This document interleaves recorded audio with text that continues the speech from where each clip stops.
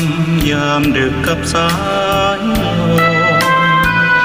เพื่อความสุขสมทวนทั่วทุก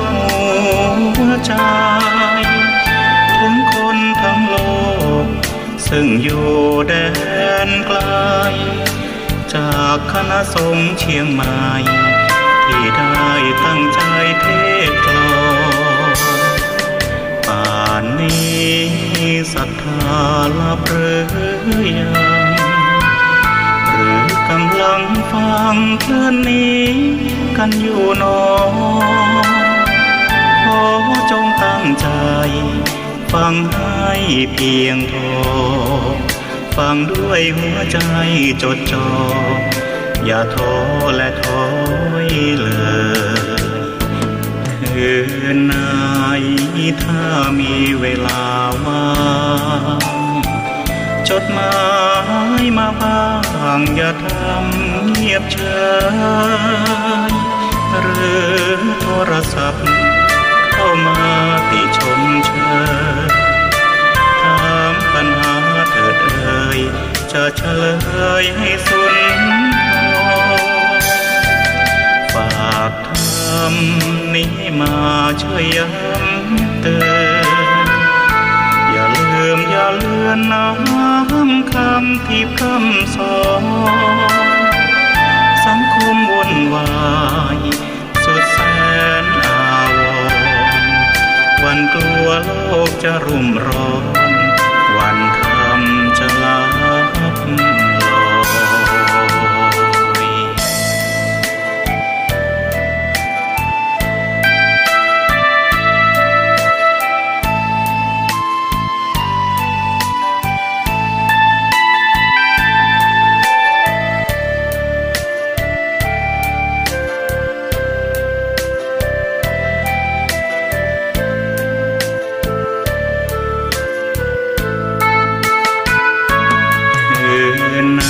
ยถ้ามีเวลาว่างจดหมายมาบ้างอย่าทำเงียบเฉยหรือโทรศัพท์เข้ามาติชมเชยถามปัญหาเถิดเอ่ยจะเฉลยให้สุนทรฝากทำนี้มาช่วยย้ำเตือนอย่าลืมอย่าเลือนน้ำคำที่พร่ำสอนสังคมวุ่นวายสุดแสนอาวรณ์วันกลัวโลกจะรุ่มร้อนวันธรรมจะลับลอย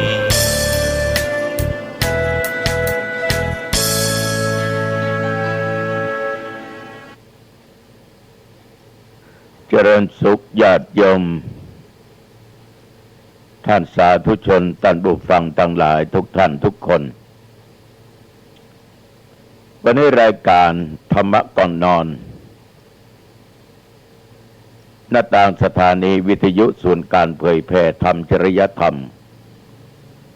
ในคลื่น 104.50 ของวัดฝ่ายหินอำเภอเมืองจังหวัดเชียงใหม่แห่งนี้ในวันนี้ญาติโยมก็ตรงกับวันอังคารทุกวันอังคาร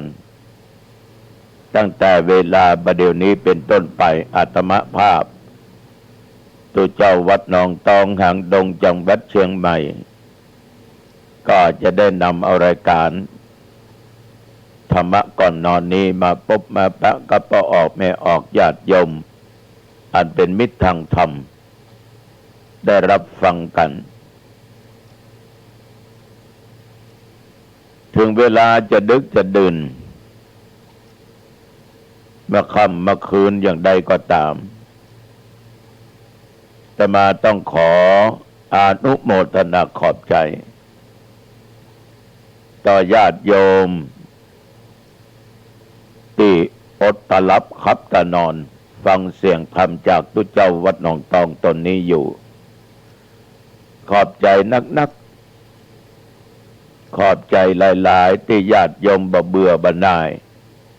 ในเรื่องของธรรมะ โยมนั่งอยู่ที่บ้านนอนอยู่ที่บ้านทำงานอยู่ที่บ้านนั่งกินอยู่ที่บ้านฟังธรรมะโยมอาจจะคิดในใจว่าหลวงพ่อวัดหนองตองนี่จะรับละกันหรือว่าหลวงพ่อมาออกรายการนี้สดปฏิเสธทันทีว่าไม่เป็นรายการสดเป็นรายการอบแห้ง บันทึกเสียงธรรมะถ่ายเข้าสู่แผ่นซีดีมาขอเจ้าหน้าที่เปิดญาติโยมฟังกันเวลาขณะนี้ทุเจ้าหนองตองไปไหนอันนี้น่ากึดเนอะน่าคิดเนยโยมกำบอยู่วัดก็ออกนอกวัดโหตุยังไม่เอี่ยวมาค่ำมาคืนยังมาหาย โอ้ยจะไปเข้าใจอย่างอันดึกอะไปคิดโดยที่มีญาติโยมเกิดศรัทธากษัตริย์นิมนต์ไปแสดงธรรมในงานศพงานข่าวดำในงานฉลองนั้นฉลองนี้ในงานโครงการธรรมสัญจรหน่วยอบรมประชาชนประจำตำบลญาติโยมทั้งหลายเตื้อกตุเจ้านิมนต์พระเนรนิมนต์บางครั้งก็ญาติโยมนิมนต์กิจนิมนต์ไปไม่เป็นไรไปแล้วอาตมาไม่ได้ค้างคืนเนี่ยขณะนี้กำลังนั่งเทศอยู่หรือกำลังเดินทางกลับสู่ที่พักที่อยู่ที่อาศัยของตัวเองบางอาการนั้นก็ไม่ได้ไปไหนนั่งอยู่วัดพร้อมกับตุกับเนนเขานั่งนั่งจาจีแนะนำสิ่งที่ดีๆเป็นมังคระเป็นมงคลแก่ลูกศิษย์ลูกหาถึงเวลาก็เข้านอน ก่อนจะเข้านอนนั้นเน้นไปจะนวดก่อนหรอกนวดแข้งนวดขาตุลุงปวดในครับนี่ได้ลูกศิษย์ดีมาอย่างเงี้ย ญาติโยมทั้งหลาย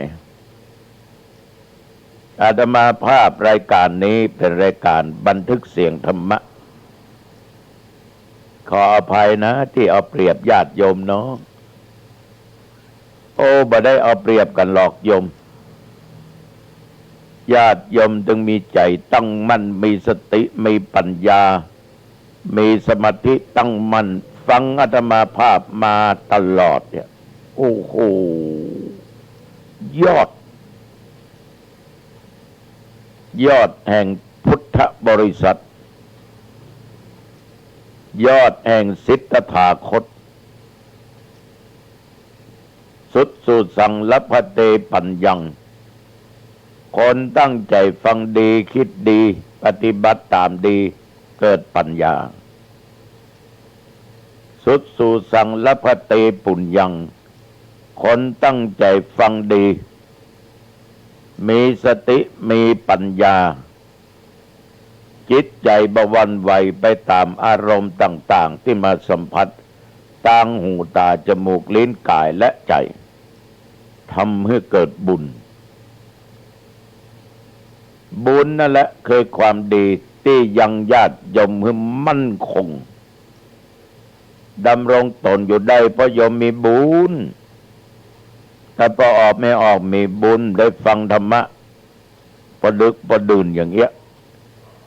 ตุเจ้าวัดหนองตองก็มีบุญที่ได้สร้างได้สมไว้จึงได้นำธรรมะถึงบัจเจรายการสดเป็นรายการบันทึกเสียงและมาเปิดให้ฟังก่อนนับว่าหนองตองก็มีบุญที่มีพระเจ้าหน้าที่และญาติโยมเปิดเสียงแห่งธรรมะญาติโยมฟังบุญละที่มีญาติโยมทั้งหลายยังนั่งฟังกันอยู่คอยฟังกันอยู่แม่นก่อแม่นนะญาติโยมเอาต่างคนต่างมีบุญปะบุญหอมบุญเป็นมหาบุญอันยิ่งใหญ่ อย่างน้อยเอาได้ชื่อว่าเป็นผู้สืบต่อพุทธศาสนาศาสนคำสอนของพระพุทธเจ้าปฏิบูชาพระธรรมคำสอนของพระพุทธเจ้าโดยการเผยแพร่โดยการฟังโดยการศึกษาโดยการคิดโดยการนำปฏิบัติมันเป็นการบูชาพระธรรมคำสอนของพุทธองค์ตุก็ได้บุญญาติโยมก็ได้บุญเจ้าหน้าที่พระเจ้าหน้าที่ก็ได้บุญเนี่ยเขาจึงมีความสุขมีความสนุกอยู่ในจิตในใจต่อไม่ออกบางท่านบางคนไปถึงที่วัดเมื่อคืนก็ฟังเนอทุลุงเนอขึ้น104นะส่วนบ้าก็โซนทางเหนือเนี่ยนะตั้งอำเภอสาลาเป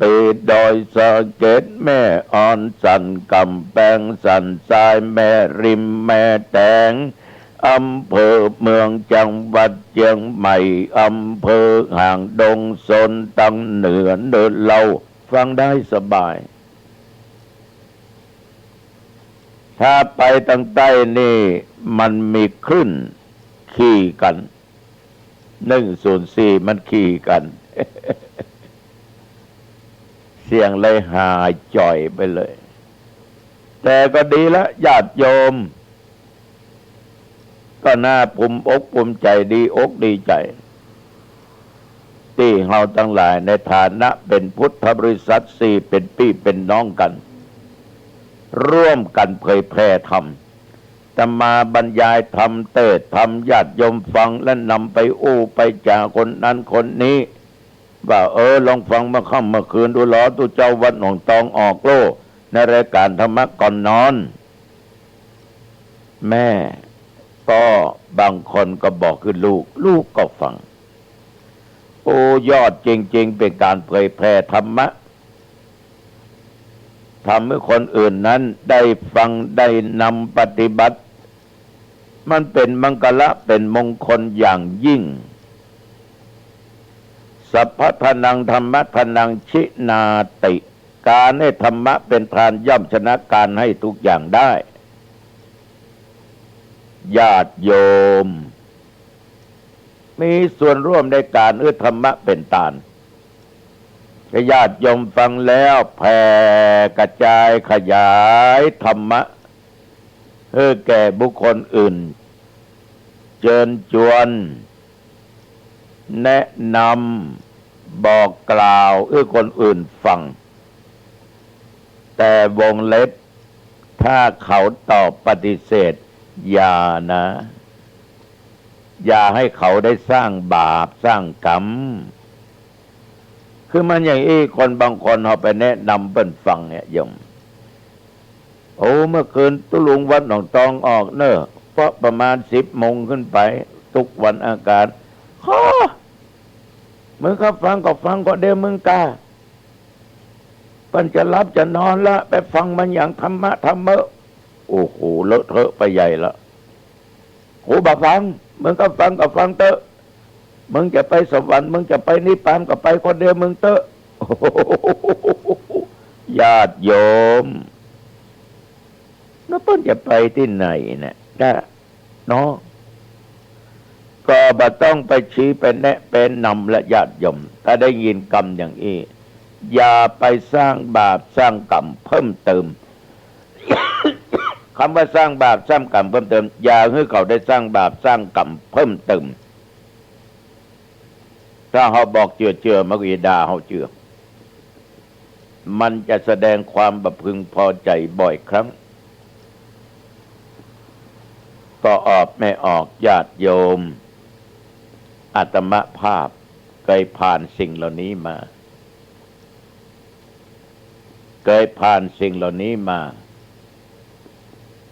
เนี่ยอาตมาภาพจัดสร้างวิหารและสถานที่ศึกษาธรรมปฏิบัติธรรม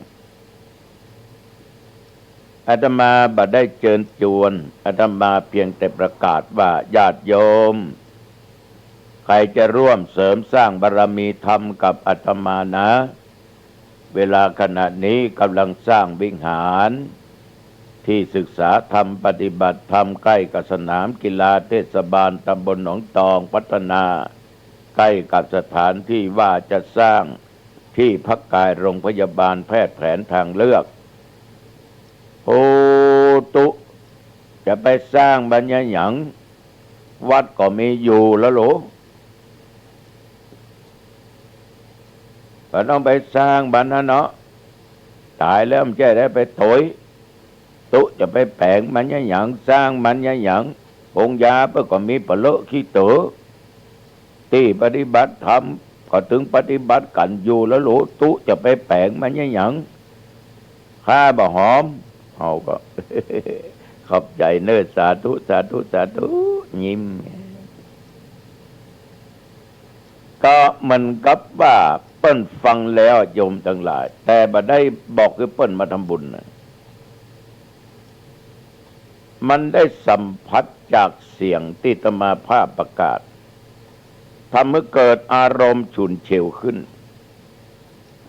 สร้างบาปสร้างกรรมทางมโนคือทางด้านจิตใจสร้างกรรมทางวจีกรรมในการที่แสดงความไม่พึงพอใจไม่ปรารถนา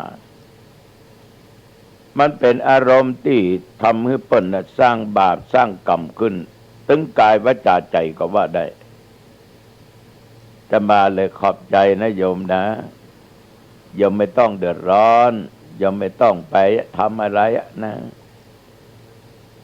ขอโทษนะโยมนะขออภัยนะโยมนะแค่เนี้ยลองทำมาไปต่อก่อนว่าโยมจะต้องร่วมตายไปแล้วได้อย่างไปตัวสักจังสตางมีปะเลิกคิดเตอยังมาคิดจิคิดจำก็ฆ่าบาปทำมีเล่นละ เมาก็จะเป็นบาปเป็นกรรมเปิ้นเคยได้บาปได้กรรมละฉะนั้นต้องยุดเบิ่งให้เขาได้ทำบาปต่อไปเบิ่งเขาได้สร้างกายกรรมวจีกรรมมโนกรรมต่อไปเขาต้องยุดถ้าเขาบ่ยุดเหมือนกับว่าเขาจะเพิ่มบาปเพิ่มกรรมขึ้นติ๊กฉะนั้นญาติโยมคนเฮาเนี่ยนาจิตต่างจิตต่างใจต่างความคิดต่างความหันอยากจะมาบอกว่าจะทอดกฐินวันที่25ตุลาคม2563ยกเจ้าฟ้าเอกไว้บนหลังคาวิหารสถานที่จะศึกษาธรรมปฏิบัติธรรมญาติโยมบางคนได้ยินได้ฟังจุ้ยแจ้งความประสงค์จะมาทอดกฐินร่วมโดยที่อาตมาบ่ต้องไปขอบ่ต้องไปบังคับอย่างโยมบ้านรักษาของโยมแดงเนี่ยแจ้งความประสงค์ร้านกาอย่างที่เพิ่นขายนาฬิกาในเมืองก็แจ้งความประสงค์เพิ่นจะไปบอกเองโดยจิตศรัทธาเองบ่ต้องแบบว่าโยมต้องทำนะโยมต้องทำนะโยมต้องทำโยมบ่ทำบ่ได้ตุไม่เคยว่าอย่างนั้นแล้วแต่จิตศรัทธานั่นแหละคือตัวบุญตัวคุณงามความดีถ้าไผ่ปฏิเสธญาติโยมอย่าไปชี้แนะนำเขาได้บุญแต่เขาจะได้บาปเขาจะได้บาปเขาจะได้สร้างกรรมญาติโยมสิ่งก่อสร้างต้องการความบริสุทธิ์ใจต้องการความสดใสที่เกิดขึ้นจากน้ำจิตน้ำใจของผู้ทำของผู้ให้ของผู้ร่วมมันม่วนมันมีความสุขอาตมาถือว่าของนั้นเป็นของบริสุทธิ์ไม่ได้ไปบังคับกฎเกณฑ์ใครมาทอดผ้ากฐินคุณโยมก็แจ้งความประสงค์ผมรับเป็นเจ้าภาพเน้อหลวงพ่อเน้อปีนี้ช่วยกันสร้างพระเจ้าจะร่วมเน้อคนนั้นคนนี้ก็จะร่วมอาตมายังบอกว่าทำเท่าที่โยมทำได้บางคนเอาเรื่องเงินเรื่องทองเป็นสิ่งที่ตั้งเป้าหมายอย่าเลยโยมมันจะเอาสิ่งเหล่านี้มาตั้งต้นบ่ได้เอาศรัทธาตั้งเอาประสาทะความเลื่อมใสตั้ง ได้เต้าใดบ่ได้เต้าใดบ่ต้องไปคำนึงบ่ได้สักตัวก็จ้างมันได้ก็จ้างมันขอให้ไปร่วมเสริมสร้างบารมีไปกินไปทานไปร่วมกันโดยจิตใจอันบริสุทธิ์สดใสในญาติโยมมันเป็นมังคละมันเป็นมงคลอย่างยิ่งสาธุชนญาติโยมอาตมาก็ขอฝากกับญาติกับโยมนะฉะนั้นเรื่องสิ่งเหล่านี้โยมทั้งหลายเป็นเรื่องของจิตใจบางคนมีล้นฟ้าแต่ว่าใจบ่มีศรัทธามันถึงเป็นไปบ่ได้ไม่ศรัทธาในตัวบุคคลไม่ศรัทธาในธรรมะคำสอนในทางพุทธศาสนาไม่เชื่อบาปไม่เชื่อกรรมไม่เชื่อบุญบอกว่าบุญไม่มีบาปไม่มีชาติหน้าไม่มีญาติโยมเปิ้นเชื่ออย่างนั้นก็ปล่อยเปิ้นเชื่อไปสักวันหนึ่งเปิ้นต้องคิดได้มันก็คิดได้จริงๆอ่ะ มันไม่ออกพอออกบางคนบ่เคยฟังตุเจ้าทั้งหลายเทศธรรมออกทางวิทยุไปเปิดปะปุ๊บมันจะมีจุดหนึ่งญาติโยมทั้งหลายที่จิตของเปิ้นเนี่ยจะตั้งมั่นจิตตั้งมั่นมีสติเมื่อใดสมาธิเกิดเมื่อใดปัญญาจะเกิดฟังเลยมีหลายคนญาติโยมหลายท่านฟังตุเจ้าโดยบังเอิญเปิดวิทยุป๊บฟังปั๊บโอ้เหมือนคำที่เขาบอกว่าจี้ใจดำยังมีโยมคนหนึ่งขี้โคตรขี้เกียจอาฆาตพยาบาทอารมณ์รุนแรงใครว่าอย่างมาต้องตอบเพื่อได้บัดได้ตอบต้องตอบเพื่อได้มึงว่าฮือกูกะกูจะต้องซ้ายมึงฮือได้ ญาติโยมทั้งหลายฟังตุเจ้าอู้จ่าไปก็เลยมีสติแหละเมื่อมีสติเกิดขึ้นปัญญาเกิดขึ้นแจ้งสว่างไปหมดก็เลยฟังตุเจ้าโดยปริยายเพราะโดยเหตุและด้วยผลพี่น้องสาธุชนญาติโยมสิ่งเหล่านี้บังคับกันบ่ได้ความชั่วบังคับให้เขาทำบ่ได้ถ้าเขาเป็นคนดีความดีบังคับเขาทำบ่ได้ถ้าเขาเป็นคนชั่วแต่จะดีจะชั่วอยู่ที่ตัวของเขาอันพระพุทธเจ้าท่านจะได้ไปเปรียบเทียบเหมือนดอกบัวสี่เหล่าใหญ่ปทะปรมะเนี่ยญาติโยมจ้อยตึงบ่ได้มันจะต้องเป็นอาหารของเต่าของป่าอีก3 ดอกนั้นดอกแรกโปนปะละจะได้หันแสงพระอาทิตย์อีกดอกหนึ่งลิบๆก็เหมือนก็จะโปนละอีกดอกหนึ่งพุดขึ้นมาอันนั้นมันจมอยู่ใต้ดินแม่ก็พอออกแม่ออกบางครั้งบางท่านบางคนเนี่ยเปิ้นมกมุ่นอยู่ในสิ่งที่เป็นบาปทำบาปญาติโยมไปบอกไปกล่าวอย่าเปิ้นจะบ่พึงพอใจมีสมัยหนึ่งบ่ได้สมัยหนึ่งชาติเนี้ยปีหนึ่งอาตมาภาพรับนิมนต์ประเทศในงานศพอาตมาก็บ่ได้มีข้อมูลใดๆทั้งสิ้นว่าคนที่ตายนะอาชีพเปิ้นฆ่าสัตว์เปิ้นประกอบอาชีพฆ่าไก่ฆ่าหยังขายก็เป็นการประกอบอาชีพของเปิ้นเลี้ยงชีพของเปิ้นเลี้ยงครอบครัวของเปิ้นอาตมาเองวันนั้นดันประเทศเรื่องศีล 5โอ้โห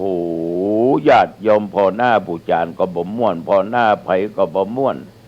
มันไปจี้ใจดำเบิ้นบอกว่าคนใดฆ่าสัตว์ตัดชีวิตจะเป็นบาปเป็นกรรมอย่างอันอย่างอี้ตายแล้วไปอย่างนั้นอย่างนี้เกิดมาชาติหน้าจะต้องได้รับโทษคือผลของกรรมเป็นอย่างอันอย่างอี้ท ทำให้เจ้าภาพลูกหลานไม่สบายจิตไม่สบายใจกลัวคนที่ตายไปตกมรณะไปรับบาปรับกรรมก็มีเสียงก็ว่าโอ้อย่างอิ่มนิมนต์ท่านมาเทศน์อย่างดีโอ้อย่างบัดนี้มนต์ท่านองค์นี้มาเทศน์โยมทั้งหลายเพราะเป็นการเข้าใจกันผิดแต่ได้จริงธรรมะคือธรรมะจริงคือจริงไม่จริงคือไม่จริงถ้าญาติโยมญาติพี่น้องฟังแล้วเข้าใจโอ้การทำบาปทำกรรมฆ่าสัตว์ตัดชีวิตมันเป็นอย่างอีรู้ต่อไปเฮาจะหยุดละอีกอันนี้บ่ม่วนอกบ่ม่วนใจโอ้อย่างบัดนี้มนต์ตุเจ้าตนนี้มาเทศน์และอาตมาก็บ่ฮู้ข้อมูลนะแต่อาตมาก็ยังได้เทศนาไปว่าการประกอบอาชีพของคนเราเนี่ยมันแล้วแต่โอกาสและเวลาแล้วแต่กรรมแล้วแต่เวรบางคนก็ฆ่าสัตว์ตัดชีวิตมาเพื่อยังชีพบางทีก็อาจจะบ่มีเจตนาก็ได้ถ้ามีเจตนาเนี่ยมันก็เป็นหยังเป็นก็เป็นน้อยแล้วก็จะไปลืมเอาได้กินเอาได้อยู่ได้ใจได้ทานเพราะว่าเราทำสิ่งเหล่านี้ผิดศีลข้อหนึ่งเนี้ยก็ทำบุญอุทิศส่วนกุศลไปให้เปิ้นเหียให้สัตว์เหล่านั้นเหียแสดงว่าเราบ่ลืมบุญลืมกุศลข้อนี้ถ้าเปิ้นฟังตันเนี่ยเปิ้นก็คงจะดีอกดีใจละก็เมื่อหลายท่านหลายคนนี่ญาติโยมก็ประกอบอาชีพเหล่านี้เวลาทำบุญเนี่ยขันเข้าแบ่งไว้เป็นคันให้ตาเนื้อพ่อตาเนื้อแม่ตาเนื้อญาติพ่อแม่พี่น้องแล้วมีขันพิเศษตาเนื้อสัตว์ลุงครับขันนี้ตาเนื้อหมูเนอะตาเนื้อแมวเนอะตาเนื้อหมาเนอะธรรมาเป็นตุเจ้าก็บอกว่าเพียงแต่ยะถาถ้าตุเจ้าตั้งยะถาโยมตั้งจิตอธิษฐานกรวดน้ำนึกถึงหมูนึกถึงหมานึกถึงแมวนึกถึงสัตว์ที่โยมได้รับผลประโยชน์จากเขาเลี้ยงชีวิตของเฮามาบอกว่างัวบอกว่าควายว่าเป็ดบอกว่าไก่แผ่เมตตาให้เขาสัตว์ทุกชนิดมีจิตมีวิญญาณโยมคนนี้ตาเนื้อหมูธรรมาก็ปันป้อนแหละดีแลอาจารย์ในวันนี้ก็เป็นวันดีที่อันวิเศษเดชนั้นหมายมีกฎชื่อด้วยตกแต่งดามายังตุปะปุปะราชาดวงดอกเขาตอกดอกไม้ลำเทียนโภชนะอาหารของกินของทานส่วนดีอุทิศไปงานยังจิตวิญญาณของสรรพสัตว์อันมีพระคุณต่อเจ้าภาพที่ตานขอบุญกุศลที่กระทำการละบัดนี้จงไปลอดไปถึงยังจิตวิญญาณของสรรพสัตว์อันมีชื่อว่าหมูแต่หมูมาชื่ออย่าหมูถ้าแมวเนี่ยก็มีชื่อเนาะหมาเนี่ยเขามีชื่อก็แล้วแต่เขาจะทำถ้าโยมจะย้อนถามว่าสัตว์เนี่ยมันเกิดเป็นสัตว์มันเป็นภูมิชั้นต่ำเอาไปทำมันเป็นบาปเป็นกรรมก็เป็นก็อย่างเฮาเนี่ยเอาไปหูได้จะได้ว่าตายจากโลกมนุษย์เนี่ยเพราะสัตว์เดรัจฉานมันก็เกิดอยู่ในโลกมนุษย์ขวางอยู่ในโลกมนุษย์ญาติโยมเขาก็บอกว่าชาติหน้าหรือชาติไหนพบใดญาตินี้เป็นคนเป็นเศรษฐีมั่งมีเงินทองมีเข้ามีของมีหน้ามีตามียศถาบรรณาศักดิ์มีตำแหน่งหน้าที่มีคนเคารพนับหน้าถือตา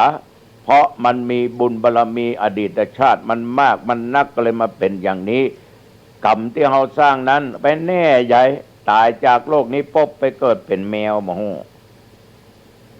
แมว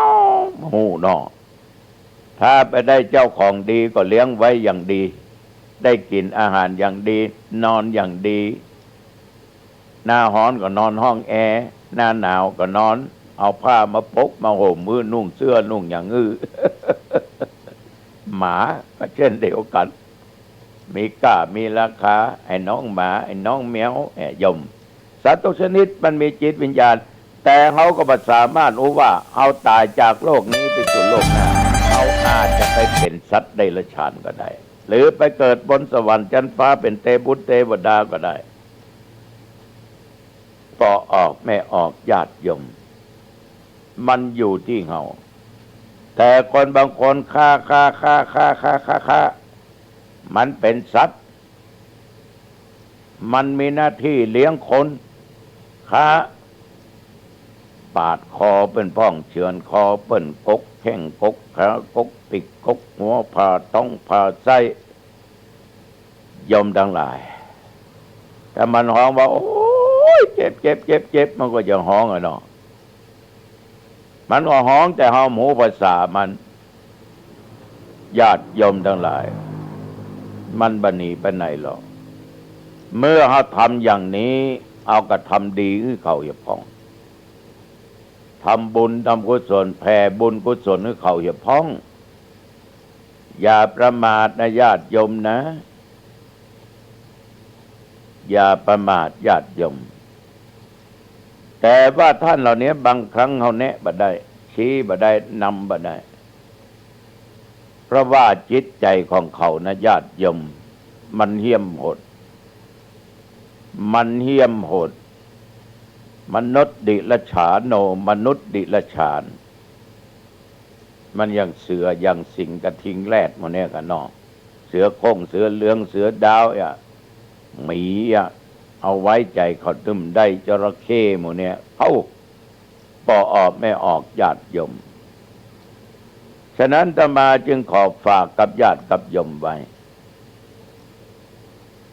ฝากไว้นำไปคิดพิจารณาเนอะโยมทั้งหลายบางอย่างนี้ดังที่อู้ไว้ว่าเอาจะบอกจะกล่าวเปิ้นนั้นถ้าเปิ้นบ่ทำบ่ปฏิบัติตามที่เฮาคิดว่าเปิ้นจะปฏิบัติเมื่อเปิ้นบ่เอานั้นอย่าไปจู้จี้จุกจิกมันจะเป็นการเพิ่มกรรมบดีบาปกรรมติดตัวเปิ้นมากยิ่งขึ้นไปอาตมาเคยมีประสบการณ์ดังที่เล่าโยมฟัง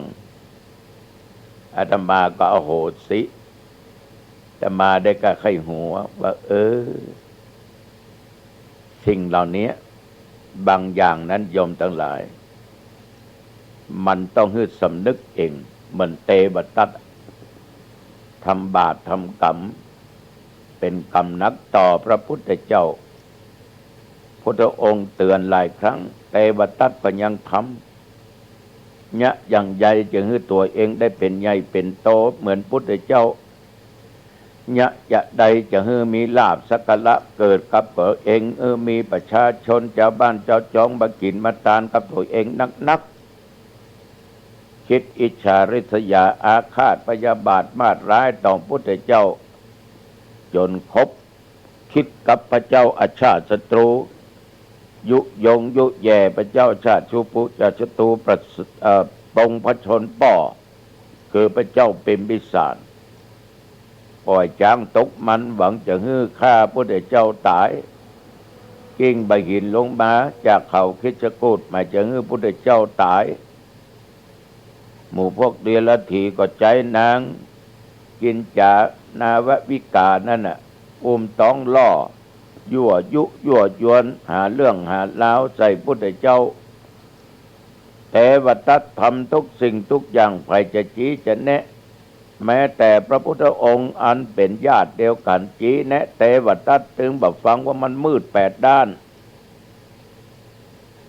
เพราะสิ่งที่ชั่วร้ายมันอยู่ในจิตในใจในที่สุดเทวทัตสำนึกถึงบาปถึงกรรมถึงการกระทำที่ทำกับพระพุทธเจ้าแต่ว่ามันก็สายเกินไปมันแบบฟังโยมแบบสบายเพราะลูกอิสิทธิ์ลูกหานใหญ่บ่หัวเอาเข่ายอกลิ้นปีกับอักเลือด ยุกยาอย่างใดตึงหายละสำนึกบาปที่ทำกับพุทธองค์เขาหามใส่บนแค่หามไปแดดมันคงจะฮ้อนเพ่งเพ่งเพ่งกันเนาะไปปะใส่หนองน้ำสระน้ำบอกลูกศิษย์ลูกหาเอาแค่วางลงอยากจะฉันน้ำอยากจะล้างหน้าล้างตาสบายจิตสบายกายตีนแตะปัทภีคือแผ่นดินอายะจ้องสูบเตวตัดตรงกันข้ามองคุลิมานฆ่าคนเป็นหมูกี่พันคนตัดนิ้วมืออันนั้นเพราะอาจารย์นั้นยุยงยุแย่ถ้าอยากจะได้มนต์อันเนี้ยซึ่งบ่เคยสอนไผต้องตัดนิ้วมือมาบูชาครูองคุลิมานวิ่งฆ่าคนตัดนิ้วมือคนมาร้อยเป็นพวงมาลัยพุทธเจ้าหูเลยไปดักว่าองคุลิมานเนี่ยถึงจะเป็นมหาโจรก็ยังจะได้เป็นพระอรหันต์ได้อยู่หยุดก่อนหยุดก่อนสมณะหยุดก่อนครั้งแรกจะฆ่าแม่โลกมันจะเป็นอนันตริยกรรมพุทธเจ้าเปิ้นหัวมาตุฆาตฆ่ามันดานะองคุลิมานหมดโอกาสที่จะได้เป็นพระอรหันต์จึงไปขวางไว้แล้วก็ใจฤทธิ์เดินไปข้างหน้าอาตมาหยุดแล้วแต่โยมนั่นสิยังไม่หยุดก็เจ้าตัวนี้โกหกตอแหลเนี่ยหาว่าหยุดไปเด็กๆเขาล่นด้วยก้นยังบัดทันอาตมาหยุดแล้วหยุดจากการทำบาปทั้งปวงแค่เนี้ยองคุลิมานได้สติวางดาบลงญาติโยมกราบพระพุทธองค์แล้วขอบวชใจเว้นใจกรรมถูกประชาชนชาวบ้านเอาใบหินเอาไม้เอาก้อนดินขว้างเวลาออกบิณฑบาตหัวล้างข้างแตกถึงบักโคตรบักเกียดฝาบาทตกบัล้างข้างเก้งถึงว่าอย่างสักอย่างในที่สุดปฏิบัติธรรมได้เผยแผ่ธรรมเนี่ยบางคนถึงจะใจร้ายแต่ว่าจิตใจนะโยมทั้งหลายมันยังสำนึกได้ว่าการทำบาปทำกรรมบดีเนี่ยมันให้ผลเป็นจะได้แต่บางคนนี่ญาติโยมถ้าเอาไปเตือนเนี่ยยิ่งหมู่ที่เล่าสมหายนะขอโทษโยมนะของกินล้ำไม่จิ้มตี้คนมักเนาะจับใจแห้งมาแน่นใจขาจับใจครูบาบัดถูกใจพระน้อย ของอย่างบรรอูยากเนาะกินเตอะโยมดื่มเตอะโยมเหล้ามันถึงดีถ้าโยมดื่มแล้วมีสติสัมปชัญญะเหล้าอยู่ในขวดมันตึมบุบหัวไผแต่ถ้าคนที่ดื่มเข้าไปขาดสติตีก็ได้บุบก็ได้ฆ่าพ่อฆ่าแม่ก็ได้ฆ่าผัวฆ่าเมียได้ของมึนเมาของเสพติดมันทำให้ขาดสติเป็นบ้าปั๊มเป๋อตั้งในความประมาทอารมณ์นั้นไปอยู่กับเนื้อกับตัวละทำบาปทำกรรมได้ตึงกายวาจาและด้านจิตใจบางทีนั้นเอาไปบอกว่าโยมกินมากี่ปีละเรื่องของข้าได้เป็นสาวก็ปีละบางหันมันเป็นอย่างสักอย่างตับข้าก็ปกติปอดข้าก็ปกติห้ามจะเอาเงินตุมาซื้อกินข้าขอคนเดียวโซะคนเดียวแล้วไป ถ้าอย่างห่างไกลๆจะไปเข้าใกล้เท่าใดมันถึงแบบนี้ขนาดไปหาหมอต้องปองเอาย่องย่องหมอบอกว่าหยังเนอะถ้ามันหยังตายนะครับตายยังมันกินมาเมินละคนบะกินมันยังตายยังมันตายกับเราจังมันสมศักดิ์ศรีละ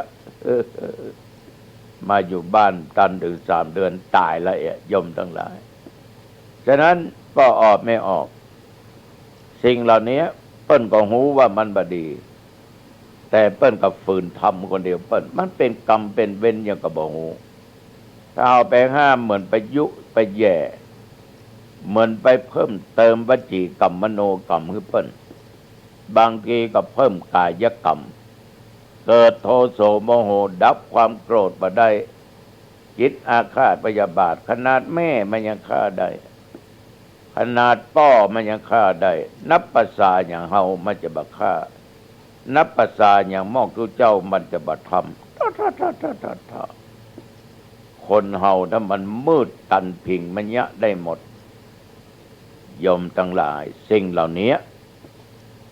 สอนได้ก็สอนอู้ได้ก็อู้บ่ได้ก็หลีกมันจะสำนึกได้เมื่อใดก็สุดแล้วแต่มันบางคนนี่สำนึกก็ใกล้จะตายละ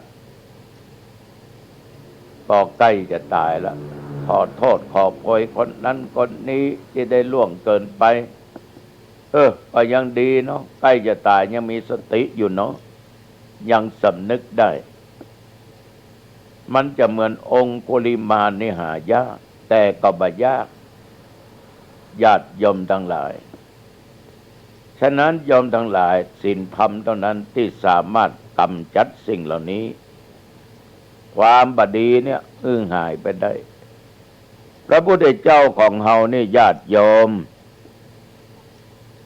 ธรรมะที่แสดงเนี่ยอาตมาไปอ่านดูชอบเรื่องอนุปปิกถาอนุปปิกถานี่เป็นการแสดงธรรมที่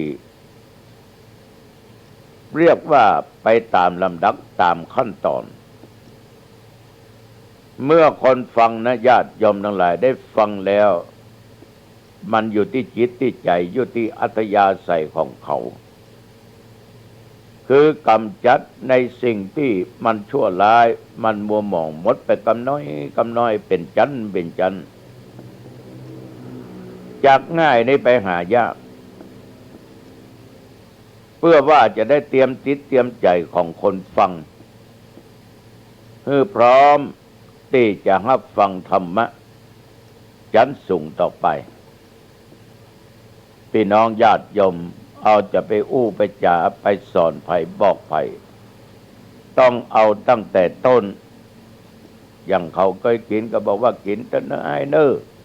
ดื่มเถอะเหล้าอ่ะมันตึงดีแต่จะไปให้เกินเนอะมันจะลำบากอันตรายนะเอาไปได้ห้ามมันก็ดื่มไปทำไปเจออย่างเข้ามามันอาจจะกึดได้ย่างเลยบ้านี่นะโทษไปได้ใหญ่ตายนะบ่เอ้ยกินเหล้านี่นะเสพยาเสพติดนี่นะตายนะบ้าบางคนสมัยไปเข้าบ้านหามาเนื้อโกรธโทก็ออกไม่ออกบ่ได้หรอกฉะนั้นช่วยก้อยกำจัดทีละเล็กทีละน้อยตั้งขั้นต่ำไปถึงขั้นสูงดูพระพุทธองค์แสดงธรรมเนี่ยเอาเป็นขั้นขึ้นไปจนสูงสุดก็คืออริยสัจสี่หรือว่ามรรคมีองค์8อนุปปิกถาเนี่ยเป็นการแสดงธรรมที่พระพุทธเจ้าแสดงไปตามลำดับอย่างคนขี้ตนีก็เอาเรื่องตาลกล่าวคือเรื่องตาลนั้นเป็นการพัฒนาคุณของเรื่องการหื้อตาลและอานิสงส์ในการหื้อตาลว่าเป็นเหตุก็ได้รับความสุขยมทั้งหลายมันเป็นเรื่องที่ง่ายคนกิจิคนบักกินบักตาลก็ก้อยอู้ไปปล่อยมันปฏิเสธไปเหมือนอาตมาว่าตะเกียถ้ามันมืดตึบตือก็ต้องไปอู้ไปจามแล้วมันมืดมันบ่มีแสงสว่างมันลำบากแต่ถ้าคนที่ยังพอที่จะช่วยได้เอาอู้เรื่องตาลไปก่อนว่าการหื้อตาลนั้นเป็นการแบ่งปันความสุขแก่คนอื่นแก่คนนั้นแก่คนนี้เขาทุกข์เขายากเขาลำบากก็ช่วยเขาก็จะดีอกดีใจเขามีทรัพย์สมบัติมีแก้วแหวนเงินทองปัจจัยสิ่งของก็เพราะว่าอานิสงส์ในการที่เฮาบักขี้จิบักขี้ตนีเอาได้สร้างไว้อดีตชาตินี้เฮาก็เป็นคนขยันขันแข็งก็มีธรรมะอยู่ในจิตในใจมีแล้วเฮาก็เพื่อแผ่ต่อบุคคลอื่นเอาก็ทำบุญสุนทานโอ้ ถึงผลที่ฮื้ออู้ถึงอานิสงส์ในที่สุดเอาคนฮื้อเอาก็มีความสุขคนที่ฮับก็มีความสุขก้อยอู้ก้อยจ่าพระเจ้าแสดงธรรมเนี่ยไปตามลำดับเรื่องตาลเนี่ยก่อนเหมือนตัวเจ้าก้อยอู้ก้อยจ่าเทศนาญาติโยมฟังก็เอาเรื่องตาลมาเป็นหลักก้อยก้าวขึ้นไปถึงเรื่องศีลพรรณนาถึงการรักษาศีลพรรณนาถึงอานิสงส์การรักษาศีลญาติโยมทั้งหลายก้าวขั้นเมื่อตาลพออู้ได้มันเสียสละได้ก็อู้ถึงเรื่องศีลจะเป็นศีล5จะเป็นศีล8อุโบสถศีลอย่างใดก็ตามเพราะจิตใจของคนเนี่ยญาติโยมมันแตกต่างกันอู้ถึงเรื่องตาลเรื่องศีลก็อู้ถึงสวรรค์แหละว่าถ้าเราได้สร้างคุณงามความดีมีศีลมีธรรมมีศีลมีทานฟังเทศน์ฟังธรรมโอ้ตายแล้วไปเกิดบนสวรรค์เป็นเทบุตรเป็นเทวดาก็พรรณนาเรื่องสวรรค์เพราะบนสวรรค์นั้นเพียรพร้อมเพราะได้กามาสุขทุกยิ่งทุกอย่างสิ่งที่เป็นที่น่าฮักน่ารื่นรมมันมีบนสวรรค์หมดนะมันก็จะทำให้คนที่ฟังคล้อยตามโอ้ก็ไปเกิดบนสวรรค์อยากเป็นเทบุตรเทวดาเรื่องกามคุณมีหมดแต่ว่าเป็นของทิพย์ตัวต้องการนางฟ้าสะสวยงดงามก่อนไหมมนุษย์โลกเมืองคนต้องการเทพบุตรตนนั้นตนนี้สบายมากบนสวรรค์ลื่นเริงบันเทิงมีความสนุกสนานต่อจากนั้นก็กล่าวถึงอานิสงส์การออกจากกามโยมทั้งหลายได้พัฒนากล่าวถึงโทษแห่งกามหมายถึงการพรรณนาโทษเรื่องของกามต่างๆที่บันดลมีความสุขก็บอกว่าการที่เรามีมกมุ่นอยู่ในกามมันมีความสุขแต่ความสุขแฝงด้วยความทุกข์บัจจิลังยั่งยืนเบืนสุขเบืนทุกข์ส่วนมากก็มีโทษนักแต่ว่ามีคุณน้อยพรรณนาไปเมื่อพรรณนาอย่างญาติโยมก็กล่าวถึงอานิสงส์การออกจากกามนะกล่าวถึงความสุขที่สุดยอดในบนสวรรค์ชั้นฟ้าพระองค์แสดงธรรมไปตามลำดับจนถึงอริยสัจสี่ฉะนั้นการจะสอนคนในญาติโยมต้องก้อยเป็นก้อยไปเนี่ยขึ้นบันไดทีละขั้นละขั้นอันนี้ขอฝากกับญาติกับโยมเอาละอู้จ่าไปมาเวลาพอสมควรดึกแล้วเนาะขลับก็ยกมือ เอาเข้าบ้านปิดประตูบ้านเนอะใช้รีโมทก็ใช้รีโมทเนอะจะมีก่อนมีหยังก็ใส่ไปแล้วก็ขึ้นไปบนหอบนเอือนปิดประตูบ้านประตูเฮือนดีๆหน้าต่างปิดดีๆเนอะอย่าไว้ใจทางอย่าไปวางใจคนแล้วจะจนใจเองต่อจากนั้นไปญาติโยมก็อาบน้ำอาบท่ายะกินข้าวกินน้ำอย่าเนอะเก็บของมีค่าไว้เป็นตีเป็นตางหลังจากที่เปลี่ยนผ้าเปลี่ยนชุดนอนเรียบร้อยตัวเจ้าในชุดเดียวนั่นเนาะเมื่อวันก็ชุดเนี้ยไปงานศพก็ชุดเนี้ยไปงานวัดก็ชุดเนี้ยบ้านก็ชุดเนี้ยถึงวันนั่งก็ชุดเนี้ยแต่อาจจะเปลี่ยนสีไปน้อยๆนะสีอ่อนสีเข้มแต่อันนะโยมก็เปลี่ยนชุดเดี๋ยวเก็บของมีค่าไว้เดี๋ยวอันใดจะใช้วันพุธก็เก็บไว้วางไว้ที่มันหันได้ทีเนอะกำนั้นก็ดื่มน้ำดื่มอย่างก็เข้าห้องพระบะหมี่ก็ห้องนอนนะจะนอนเตียงก็ตามนอนราบก็ตามไหว้พระสวดมนต์เนอะไหว้ถึงคุณพุทธเจ้านึ่งคุณพระธรรมนึ่งคุณพระสงฆ์นึ่งไหว้3 เทื่อแล้วไหว้หาคุณพ่อคุณแม่อีกนึ่งกราบคุณครูบาอาจารย์อุปชัยยะนึ่งเนอะกราบพระ5 ครั้งทำวัดสวดมนต์เรียบร้อยแล้วก็นั่งสมาธิภาวนาในโยมเนอะ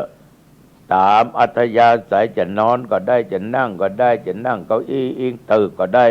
จะไปให้มันขัดใจโยมใส่ผ้าให้มันที่โยมปึงอกปึงใจจะปะแป้งจะเนี้ยอย่างก็เนี้ย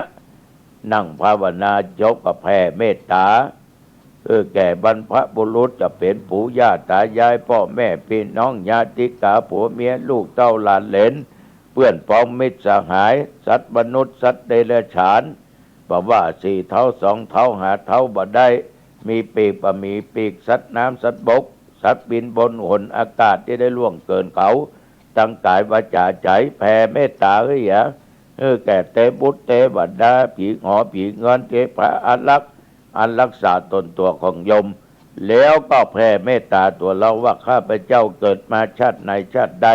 บอกว่าชาตินี้อันว่าความทุกข์ความยากความอดกันอยากจงอย่าได้เกิดมีแก่ข้าพเจ้า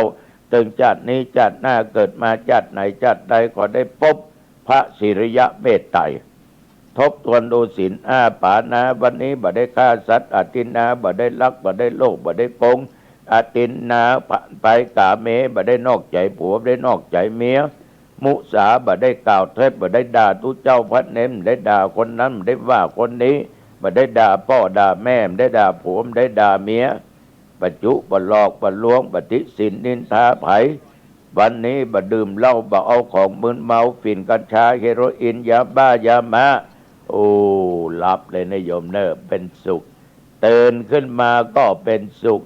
นึกถึงตุเจ้าวัดหนองตองตัวเนอะอย่าลืมวันที่25 ตุลาคม 2563ตอดผ้ากฐินยกจอกฟ้าเริ่มตกแต่งดาเวลากี่ข้องายเป็นต้นไปตอนบ่ายตอดผ้ากฐินยกจอกฟ้านื้อไปร่วมเสริมสร้างบารมีธรรมอายุวันโนสุขังปะลังพบกันใหม่อาการน่าเจริญพร